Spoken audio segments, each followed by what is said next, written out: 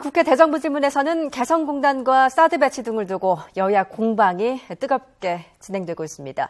총선을 2달도 채 남지 않은 상황에서 여야 모두 공약 발표와 후보자 심사 등 본격적인 선거체제에 착수했는데요. 새누리당에서는 개파 간 파열음이 그치지 않고 있습니다. 국회로 가보겠습니다. 이만수 기자. 네, 국회입니다. 네, 먼저 대정부질문에서는 개성공단 가동 중단을 두고 여야 공방이 치열했다고요? 네, 그렇습니다. 오늘 국회 본회의에서는 황교안 국무총리와 외교 통일부 장관 등이 참석한 가운데 비경제 분야 대정부 질문이 열리고 있습니다. 북한의 4차 핵실험과 장거리 미사일 발사 등 한반도의 안보 상황과 대응책을 두고 여야 공방이 뜨거운데요.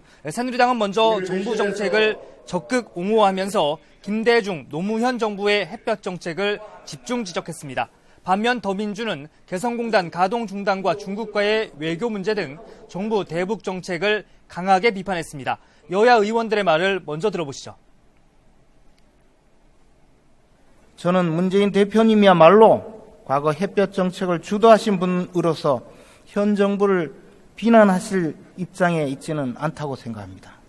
박근혜 정부는 대북 정책에서 철저히 실패했습니다. 남북관계와 동북아 외교, 안보 정책에서 무능을 그대로 드러냈습니다. 네, 홍영표 통일부 장관은 개성공단 임금이 북한 노동당에 상납돼 핵 개발에 쓰였다는 기존 입장을 다시 확인하기도 했습니다. 오늘 대정부 질문에서는 또 미국의 고고도 미사일 방어 체계인 사드의 한반도 배치를 두고도 거친 신경전이 이어졌습니다. 새누리당은 북한의 미사일 공격 위협에 대한 효과적인 방어 수단이라고 강조했지만 야당은 중국의 반발로 동북아의 긴장만 고조됐다고 지적했습니다. 네, 이제 총선이 채 2달도 남지 않았는데요. 지금 여야 내부 상황 어떻습니까?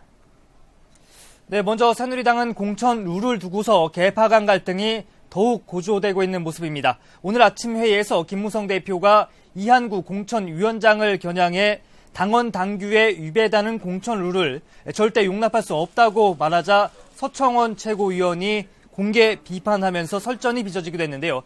오늘 아침 회의 내용을 잠시 보시죠. 위원회가 당원 당규에 벗어난 행위는 절대 제가 용납하지 않겠습니다. 자, 이공개하겠습니다. 앞으로 그런 언행도 분명히 용납하지 않겠습니다.